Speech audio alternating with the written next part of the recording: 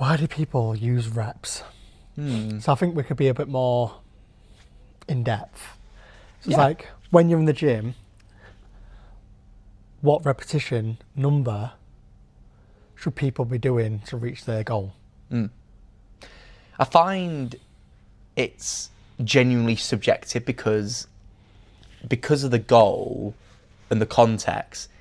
I find it's personally difficult to determine exactly the number because I personally think the number doesn't determine that. I think it's the intensity, and ultimately your numbers are nothing more than a reference to help you reach a particular threshold.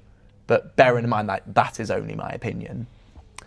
So, for example, someone's in the gym and their goal is building muscle.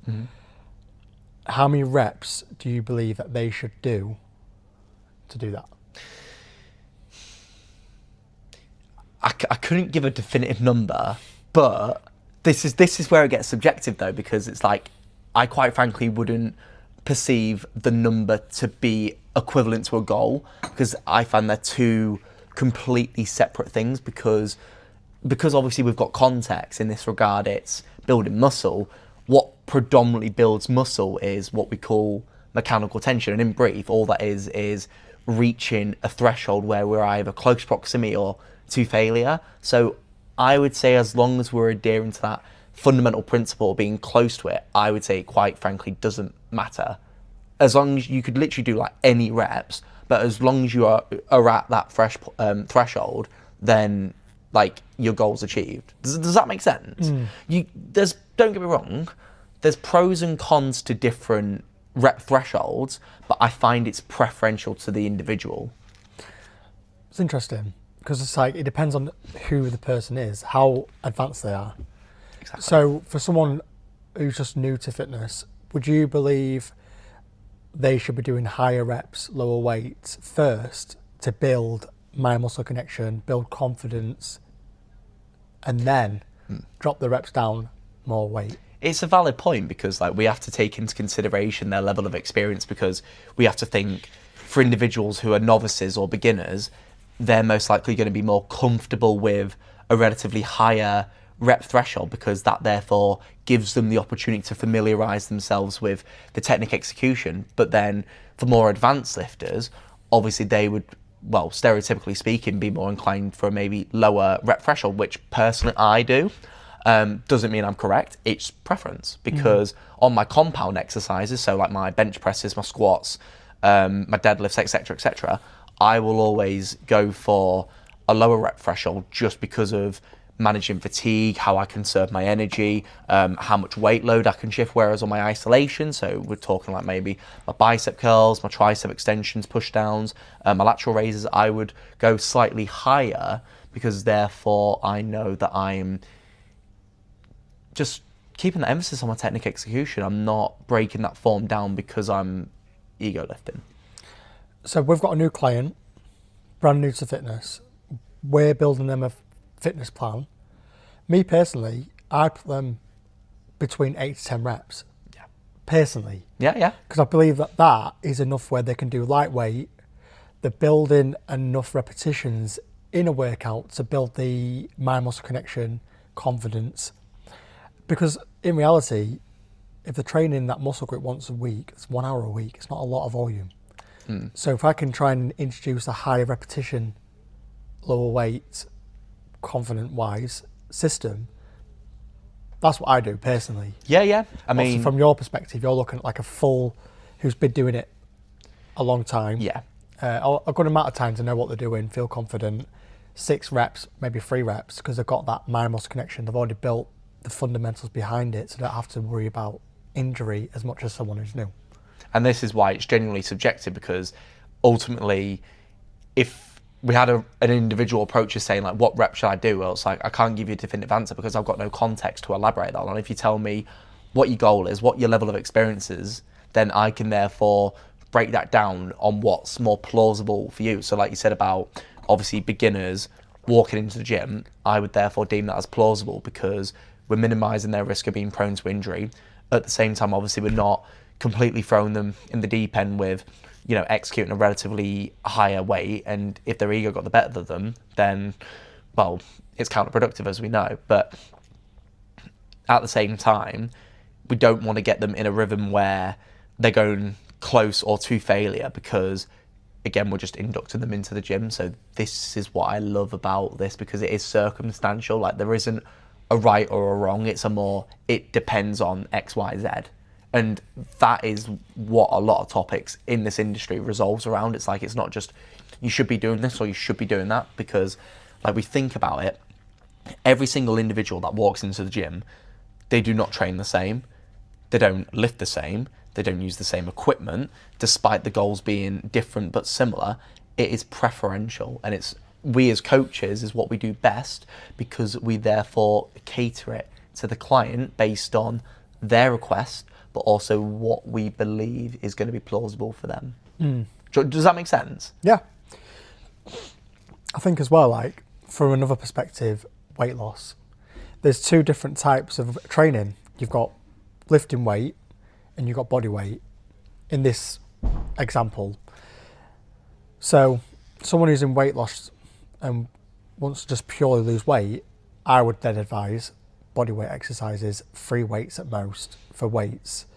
So master their own body weight first before even touching a weight, because that's going to introduce a increase of injury if they start lifting heavier than they can even do.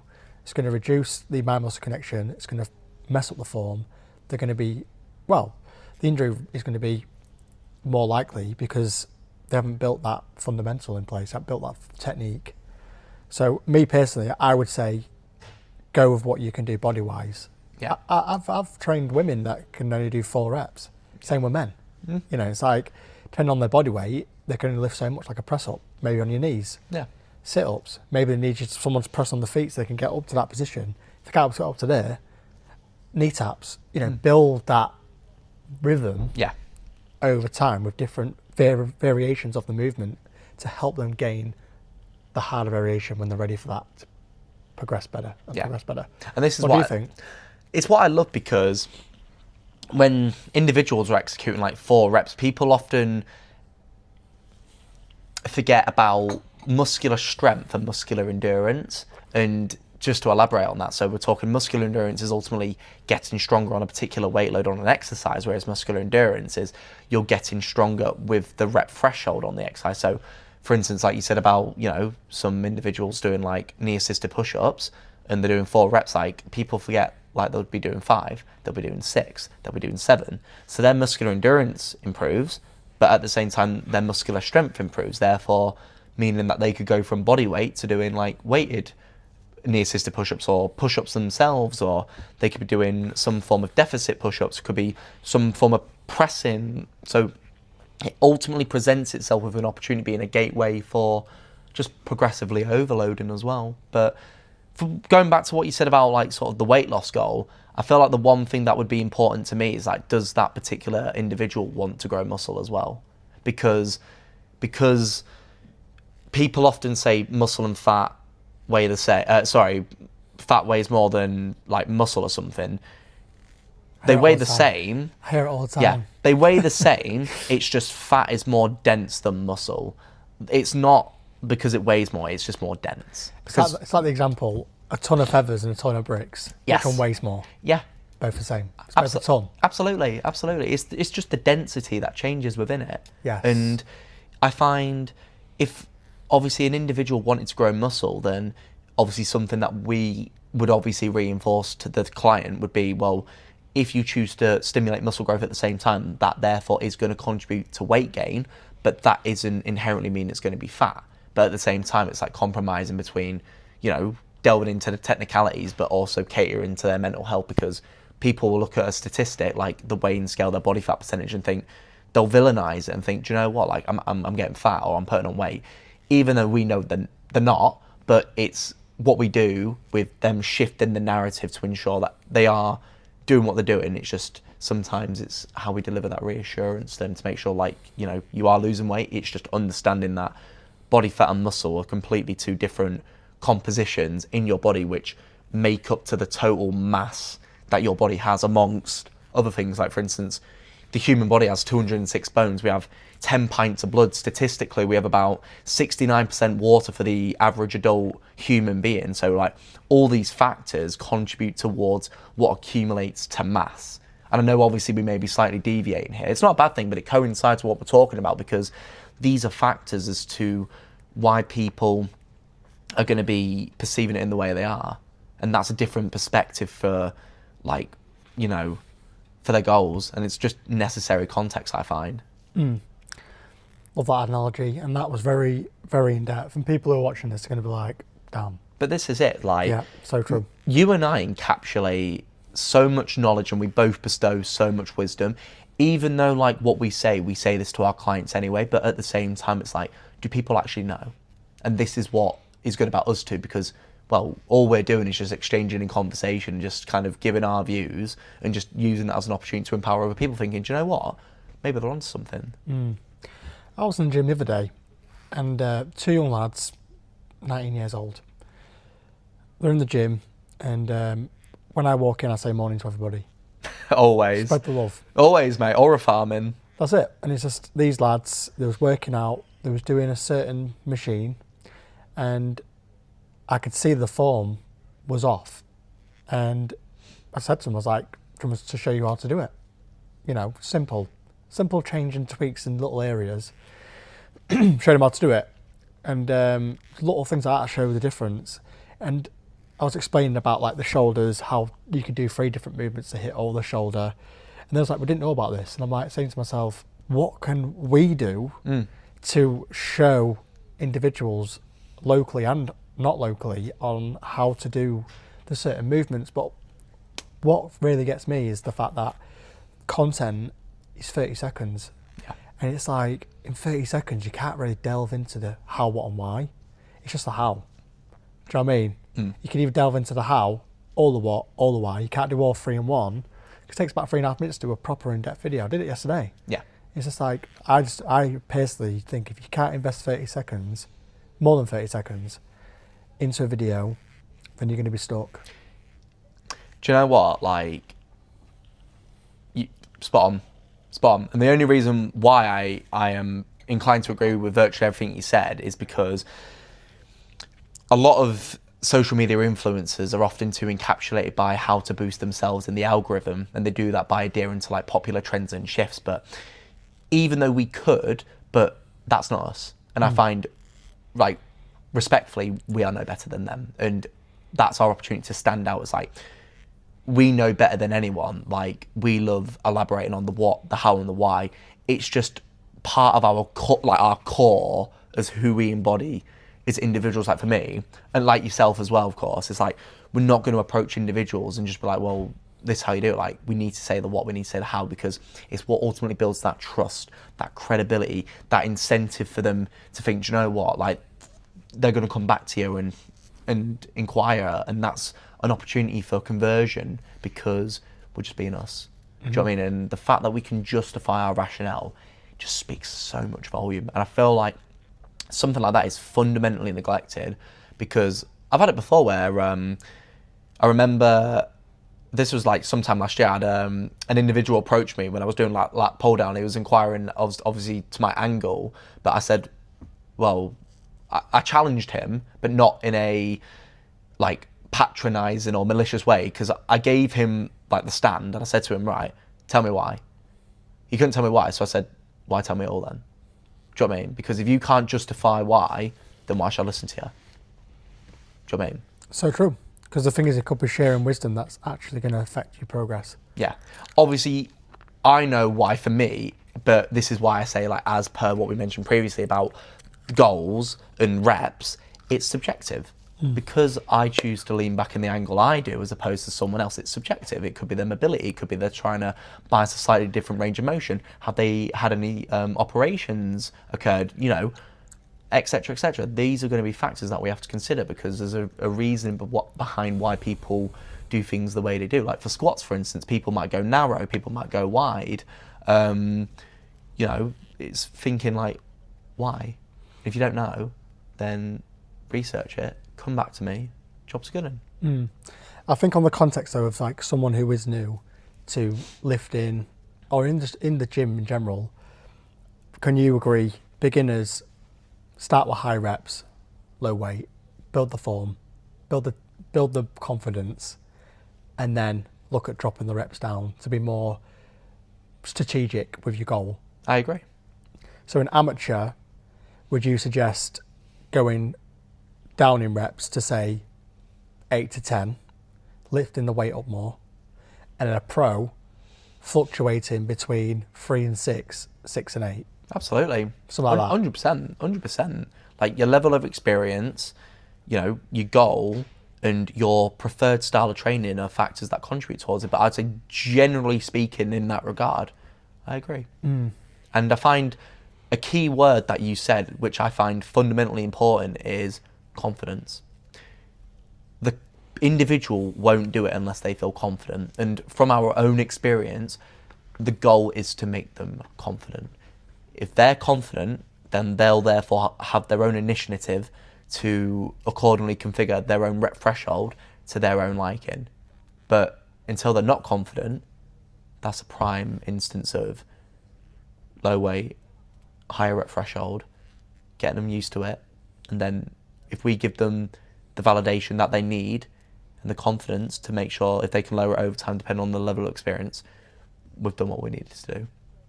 People forget, like, even though, you know, we're both delved into the science behind how we stimulate muscle growth, but there's also another aspect to that being confidence.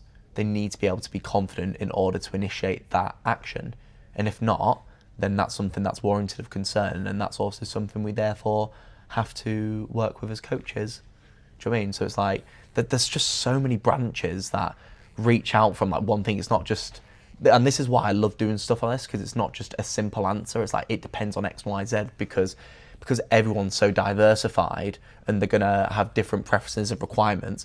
It's just our job to cater it, which we do best. Tailorize it to them. Absolutely. What I've noticed with my clients, and I feel like you might be the same or different, let me know. Yeah, of course. So when I get a new client on, it takes about the first 12 weeks is them getting used to our systems, getting the new habit formation within their life. And that is the make or break system for new clients. For me, within the first 12 weeks, if they haven't got into the rhythm, they've left. Because this is a lifestyle change. The best thing is they've got us behind them with all of our knowledge, all of our actual experience within our own journeys, and we're still going through a journey now. So the fact that we still wake up, work hard, go to the gym, count our calories, eat well, we're strategic with our mindset, we're consistent, we're disciplined, and we can embed that onto someone else because, like you know, you hang around with, they surround themselves around us, they naturally embed that new lifestyle because they've got us behind them. So what I'm trying to say from this is first 12 weeks, they're getting new systems. Say, for example, the ones that have done well, they stay. After 12 weeks and it reaches 24 weeks, that's when they start to really see changes in themselves. They start to see changes in the first 12 weeks, once they start to actually put the effort in, be disciplined with the macros, the metrics and the workouts. They start to see a physical change in the mirror, and they can see it in the photos, see it in the circumference measurements, and they see it in the weigh-ins. But 24 weeks in, that's when they've started to really master the form. And now they've really started to enjoy the rhythm. They've already built the habit. It's already there. They haven't had to really subconsciously go, oh, another day. It's like, I'm ready. Another day, lovely. It's the highlight of their day. The fact they can go to the gym, the fact they can go shopping, eat better, feel better, look better. And then they reach a pinnacle point where after 4 weeks, after the 24 weeks, so from 24 to 28 weeks, they're starting to hit a plateau. Because what's happened is the mind muscle connection's connected. They've reached a certain point within the journey where they need to do something different.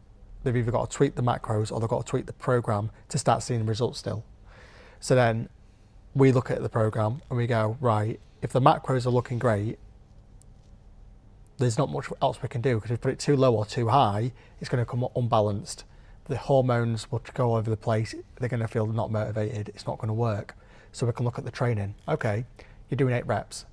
You've hit 4 weeks at the same 3 sets. Say, for example, chest press. They're doing 20, 28, 32 on the 3 sets on the chest press, dumbbell, incline, we'll say. So then after 4 weeks, they can't get past that 32 on that third set. So then what we would do is then drop it down to 6 reps, because now it's going into strength conditioning, not body composition. And then after 4 weeks of doing 6 reps, they've now been able to go to 36. And then after 4 weeks with the 6 reps, we then go right back up to 8 reps again at the 36. What do you think? There's a key word that reinforces virtually everything that you've said, and it reinforces our niche and that structure. People always have a goal, but what people often fundamentally neglect is the structure of their lifestyle. And as lifestyle coaches, people need to realise that we're not just inherently working with their goal, we're working with their structure, their life. We are creating a foundation in their life to ensure that if they can have a realistic and sustainable system or routine in their life that they can adhere to, they will ultimately reach their goal. And because of that, when you said about people obviously being on board for 12 weeks, I've had it before. You know, it's genuinely a shame to me, because I have had the honour and the privilege in working with some absolutely fantastic clients, and it's just a shame that sometimes they're in the ring and it's them versus the younger versions of them, and you and I are ringside cheering them on as they're achieving their goal, but they just decide to throw in the white towel too soon, too quick, and it is their choice, and that obviously I do respect, but at the same time it's like sometimes creating emotional, unrealistic expectations can consume their mind, which therefore gives them the validation to off-board. But at the same time, they sometimes use excuses to justify the rationale, which, you know, it is what it is. But yeah. In people's lives, the right time will come. And the right time could be now or could be tomorrow. Their now is their now. It's not our now. They live a completely different life. So their now will come, and they've given it a try, which is the best thing. They've tried it. From our perspective, we think, what could we do better? But in the end, you've got to realise, like, we're trying our best, and we've done everything we can do, tweaking our systems every single week to be better. Yeah. People don't want it bad enough. There's nothing you can do to help them. They've got to do it on their own, and when they're ready, they'll come back. A lesson for me personally, and obviously, you know, feel free to obviously give me your views as well, is like sometimes learning that just because they off board, we're not accountable for it, because we always exhaust every tool and resource and go above and beyond despite what they're paying for, just to make sure that we retain them, not from a business standpoint, just because it's simply the right thing to do, because we actually care about the client. And yeah, it's just like you said about the make or break, like it is genuinely the make or break, because they put their trust in us with obviously what they're paying for, but at the same time it's like they trust us, but they trust themselves. Do you know what I mean? Well, in the last 2 years of us actually starting, I've not ever once had a review back from any client, the reason why I'm leaving is you. Not once. It's always them. And I ask them, I'm like, is it me? What can I do differently? And it's like, it's not you, it's me. The generic. Yeah. You know? And it's reassuring to hear, because like obviously I overthink, and because of that, obviously in some ways it is a strength, but in some ways it also is a weakness, especially depending on how I choose to shift the narrative from that. But a lesson that I've had to accept is like, I am not accountable for it. Unless if I know I am, then that is something that I will acknowledge and hold myself accountable for. But if I know that I've genuinely exhausted every tool and resource possible to ensure that they can reach their goal, then I have to accept that, you know, their decisions are their own, and I have to respect that, and I know that I am not at fault in that regard. And the only reason why is because I care, because I endeavour to always be better, like you just said there with how we are, how the business model is. It's because we care, as opposed to other individuals who are too consumed by greed. For us, it's like, well, obviously we need to earn a profit, to grow and expand the business model, to ensure that we can help other individuals, but at the same time we do what we do because it's simply the right thing to do and we care. That's why we started the business. Absolutely. It's true. It's just it's one of those things. It's like we have to be balanced in everything that we do, otherwise it will never work. That's it. And I just say, like, everything leading up to this moment's just merely been rehearsal, but the real performance, which is now just about to begin, and I think that every single day, because every day is just another opportunity where us both become 1% better, and we are. We really are. Yeah. And there'll be one, and then the other days we're 1% worse. Absolutely. Because that's life. It's going to fluctuate, but the fact of the matter is, like, I think there was another word that you said, which again coincides really well, and that's consistency. Because we're consistent, that therefore isn't going to hinder or compromise what we both have built and achieved so far. Yeah. I feel like one thing that I've really noticed when it comes to new clients coming to us, if they're advanced, if they're beginners, they've all got one thing in common, which is habits and addictions. And all may be different, but it's still the same process. And one of my main things that I've seen is for advanced fitness gym goers, they've built bad form, they've built bad habits within the gym, the mindset to the gym's negative, and it's understandable because they've gone in the gym thinking I could do it on my own, which they're more than capable to do, but you can only get so far. Like we know, the real work's not in the gym, it's in the kitchen. If your macros are not there, you're not going to see any progress. I've seen my past friends was at the gym 2 years, he made no progress. Lifting every single week, and he didn't understand why. And then when I met up with him recently, I said to him, I was like, what are you eating? I've been weekend drinking, I've takeaways now and again, don't really count my calories, can't bother to do that. And I say to him, how do you expect yourself to change if you're not willing to put the work in? And ultimately, there's one word that summarises and reinforces like what we do, and that's lifestyle. The gym is nothing more than merely a fraction that contributes towards the goal. And as per with nutrition, sleep, stress, amongst other factors, but the fact of the matter is, if you do not have a realistic or a sustainable lifestyle, then you are ultimately bound to fail. It's just a matter of how and when, and that is for them to choose that. And that's because sometimes individuals set themselves to, well, unrealistic and unsustainable expectations, and their mind is what therefore causes them to throw in the white towel, because again, it was them versus the younger version of them with other people cheering them in the ring, but they made that conscious decision to give up, and there is no such thing as failure until you choose to give up, and that is when you fail. You can slow down, like it's not failure, it's taking a breath, but there's stopping is a difference. Yes. So true. From my own experience, besides of stopping, but just come on here to that as well, is when I first started trying to eat better, didn't know anything about macros, wasn't even in the gym by this point. I downloaded MyFitnessPal and I went through the system of putting my name, age, weight, height, gender, the generic PARQ system.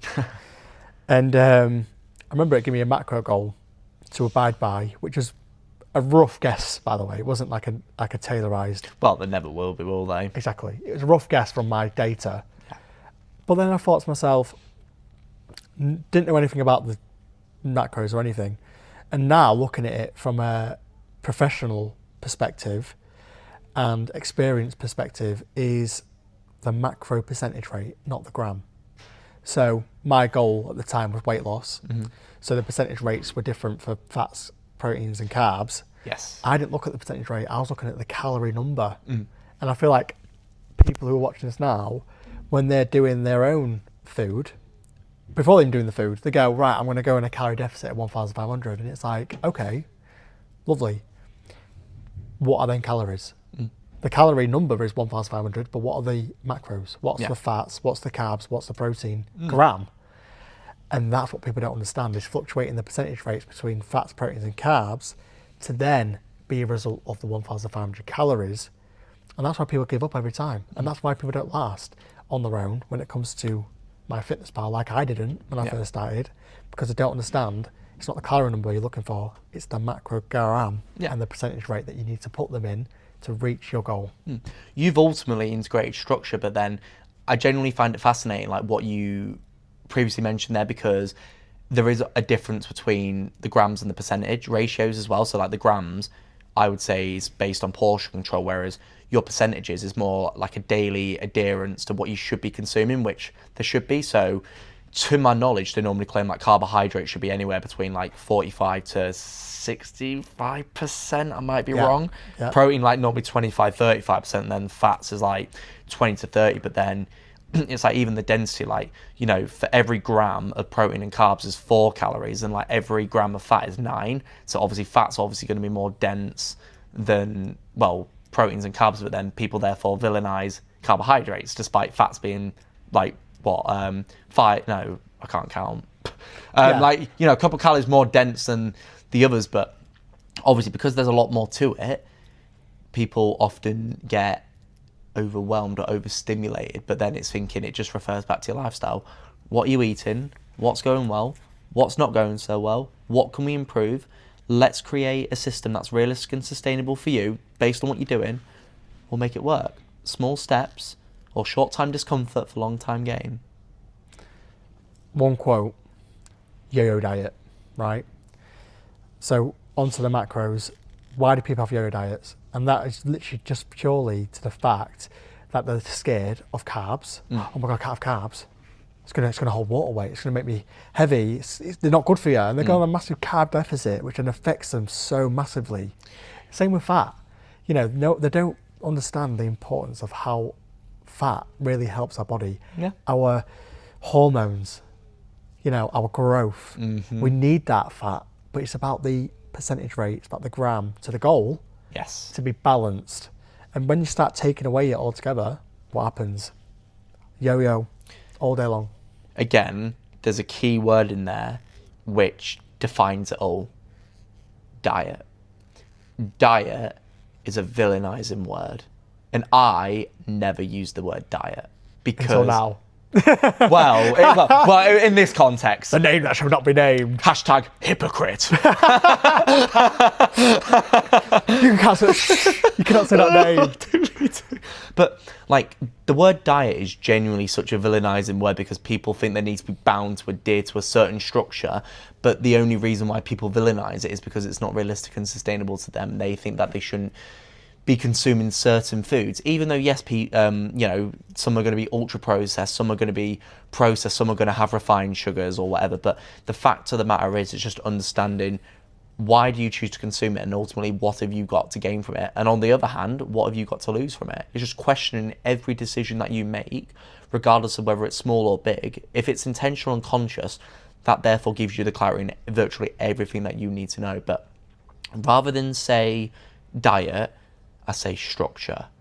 How are we going to structure your life to make it realistic and sustainable for you to achieve the goal? Because I just find the word diet just imposes too many negative connotations. Like we've got like keto diet, we've got like intermittent fasting, we've got low carb diet, we've got carnivore diets. Like I just feel like it shouldn't be categorized in a certain diet. It should be based on something that therefore is going to be enjoyable to the individual, which enables them to be consistent.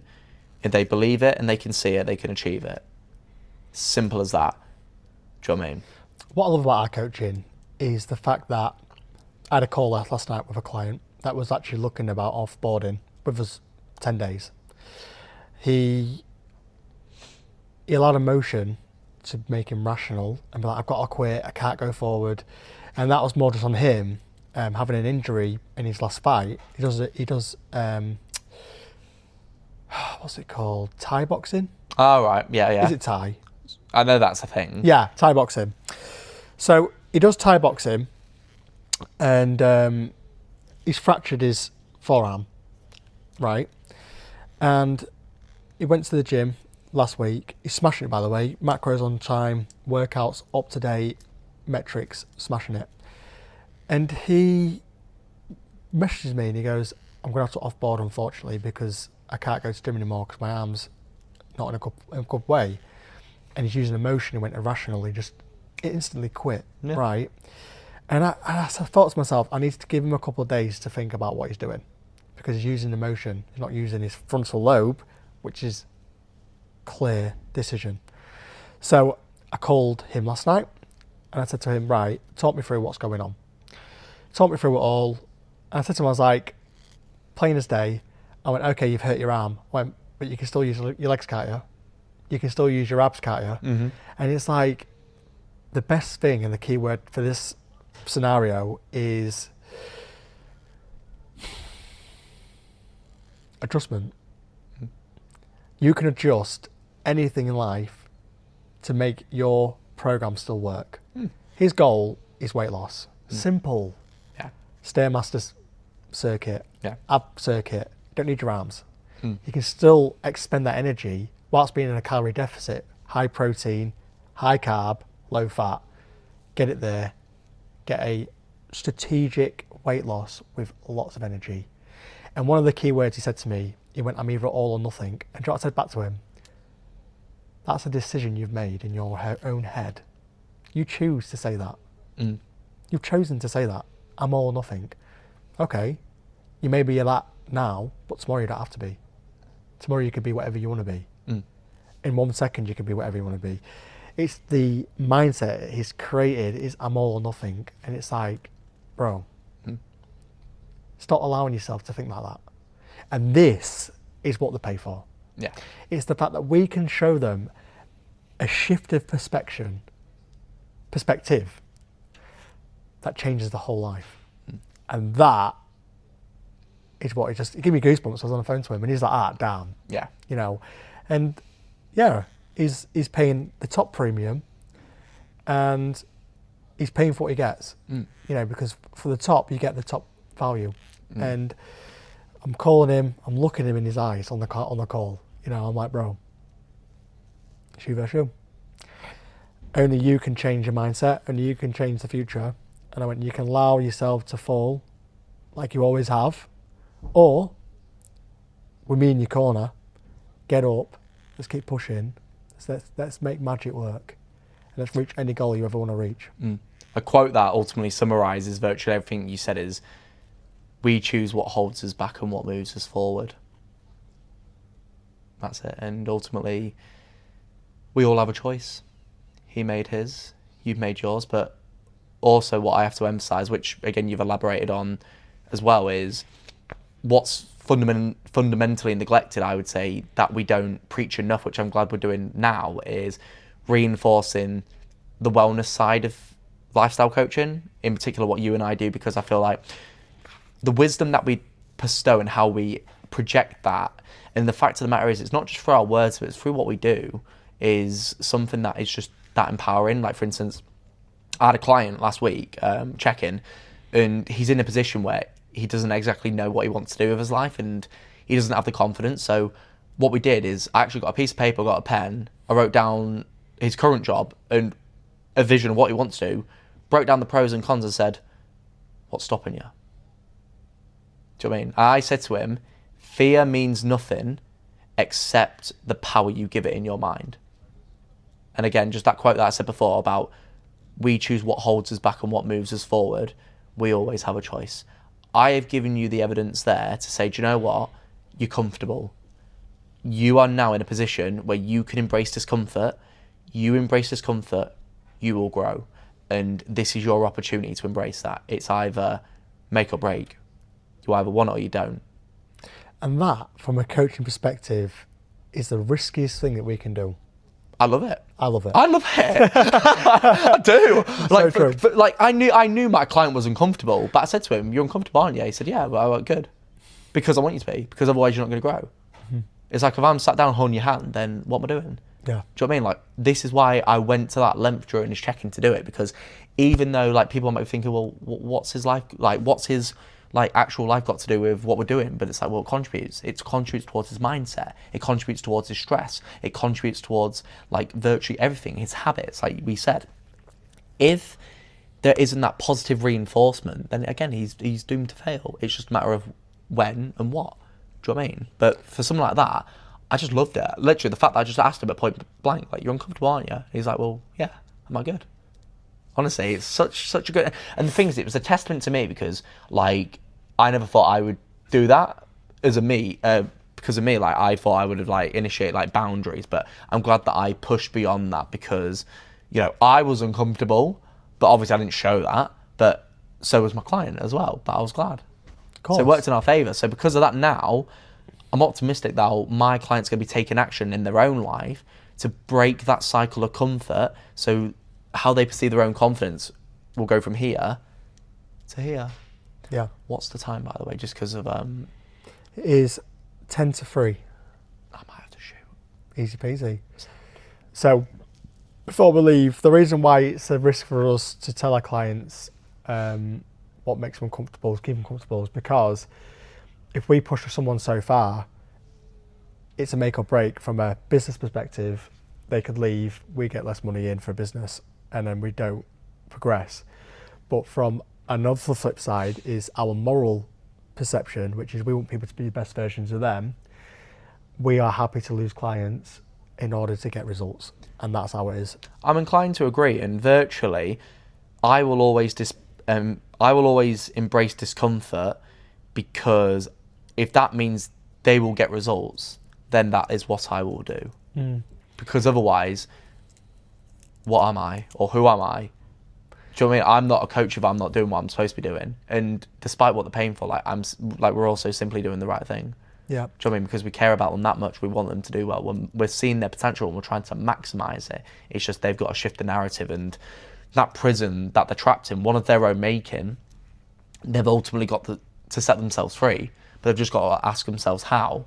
And how, they look at themselves in the mirror, but they can't see themselves. But when they come to a realisation, every time they look into the mirror, they'll truly see themselves for who they are, because they've just seen themselves. Do you know what I mean? You don't just see the outside, like, I mean the core of them, and that's what they don't see. They need to see the core. Through uncomfortability.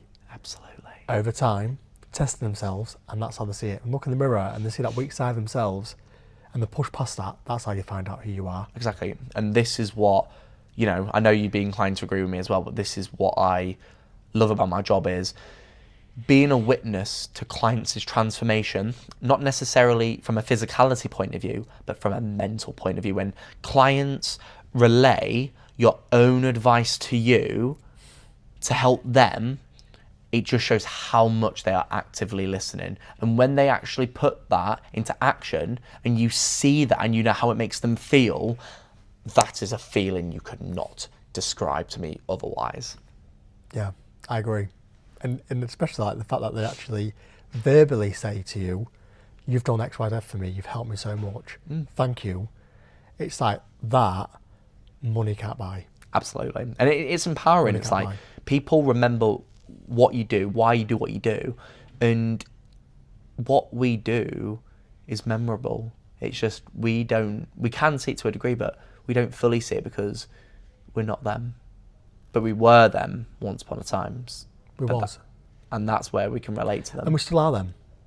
But we choose every single day not to be that. Exactly. It's becoming a reflection of who we choose to be and not what others make us. Thank you, Kane. Thank you, mate. Brilliant, brother. That was good, that. It was. It was. Legend. Always, mate. Yeah. Well, thankfully that did really well. I'll thankfully it's only Jack, so he should be sound.